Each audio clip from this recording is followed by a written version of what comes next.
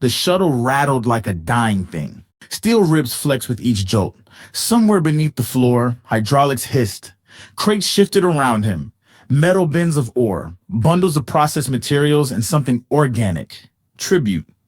One crate near the back held scraps of salvage alloy, wiring coils, and a dull, irregular shard of old-world metal, wedged between rusted parts like it didn't matter, enough to feed the authority for a week. He sat in the only unbolted seat with hands on his knees. The band around his neck pulsed green. Surveillance never stopped. The band's translated thoughts into signal patterns. Threats were flagged before they became action, but it's always felt different. The lights above flickered, then steadied. Dust danced in the artificial glow, making everything feel distant, like he was watching someone else ride toward judgment. The woman across from him hadn't said a word since they loaded in. She was missing her left hand. The band covered most of her throat. Her eyes were closed, her lips twitching in silent repetition. Prayer maybe. Or muscle memory. Or just the last fragments of a thought too dangerous to voice aloud. A drone moved down the center aisle, black hole gleaming, scanner sweeping. He didn't move, didn't blink, just counted. 1, 2, gone. The drone didn't stop. The woman didn't open her eyes. He quietly exhaled through his nose. The city had vanished hours ago. Out here past the processing lines, the land turned pale and flat. Bleached dust, fine as breath, blowing in low eddies across the shuttle's path. It collected in ridges like forgotten scars. He remembered crossing this land once before as a child. Small feet dragging behind his mother's. The sky had been the same. Colorless, wide, without warmth. There had been silence even then. A silence that watched. They had passed a checkpoint. He'd been hungry more than he understood. The station had food stores stacked in neat cubes, heat-pressed and wrapped. She told him not to look, not to ask. When she bent to tighten the strap on her boot, he'd walked away. Past the first gate and past the guard drones. They remained motionless, didn't scan and didn't see. He picked up the ration bar, walked back, put it in his coat. She never spoke of it. Just stared at him on the ride home like he was something she couldn't quite name. The shuttle stuttered again. He gripped the seat. Something ahead. Black towers rising from the earth. No windows.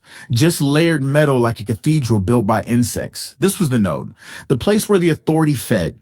The land around it bore no tracks. Nothing approached it but the tribute lines. No birds flew here. No dust touched the structure. It rejected the world like oil on water. He tasted copper in his mouth. The shuttle hissed to a stop. The bay opened without sound. Workers filed out, some dragging crates, others guiding them with field locks and low-powered tethers. No voices, no names. He followed, feet on the gridded ramp, the tribute path. No guards. There never were. The drones didn't need protection. They needed obedience. Inside was cooler than expected. Sterile. Bright in some places, dark in others like the structure couldn't decide what mood to wear. He was directed by a flash of green on the floor, a line of light. He followed. Corridors turned, angles sharp enough to feel like decisions. The others veered off, tugging tribute into sorting rooms. He kept walking. No one told him to. No one stopped him. The walls began to hum. Then came the silence. He remembered the readers, white-robed, cold eyes. They didn't touch you, just stood close, watching and listening with their minds.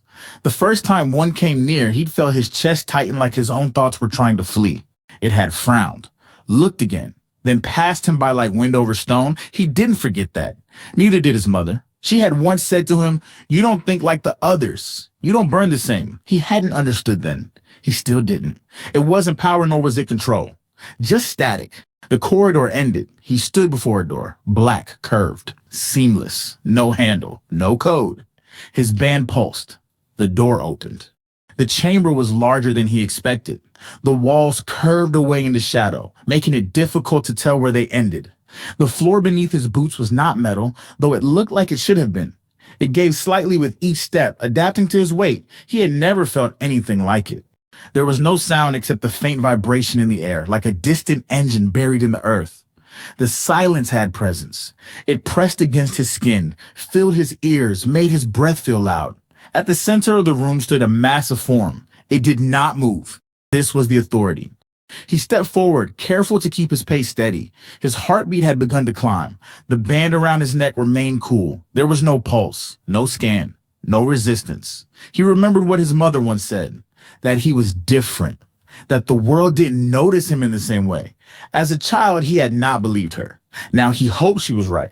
He held the container in both hands. It looked the same as any other, smooth, labeled, sealed with the correct signature code. Inside, under layers of processed material, there was something ancient, a small shard of metal, not synthetic, not printed, forged by hand in a time before the networks. He set the container down without speaking. The chamber did not react. He waited. 1 second, 2, then 3. His hands felt cold. His mouth was dry, but still, there was nothing. No alarms, no drones, no voice in his head telling him to stop. He opened the container. His movements were slow and deliberate. He removed the layers one at a time, careful not to disturb the rest. The shard was where he had left it. He picked it up. It was heavier than it looked. The edges were dull, but the point was intact. It had not been made for ceremony. It had been made to penetrate. He looked up at the form before him. There were no visible eyes, but he felt its awareness. It was watching. Maybe it had been watching since he entered. Maybe it had always been watching. He took one step forward, then another. The authority made no move. He raised the shard. With one clean motion, he drove it forward into the center of the mass. There was no explosion, no flash of light, only a sound like air being released slowly from something deep underground. The light in the chamber dimmed. The hum in the air faded. He stood still for a moment. He waited for something to change, for the system to recognize what had happened, for the alarms to finally sound. Nothing came. He turned around and began to walk back the way he had come. The floor shifted again beneath his feet. The door opened without hesitation. No one followed him. No one stopped him. Outside, the wind had begun to rise. Somewhere far away, the network would be searching for a signal that no longer existed.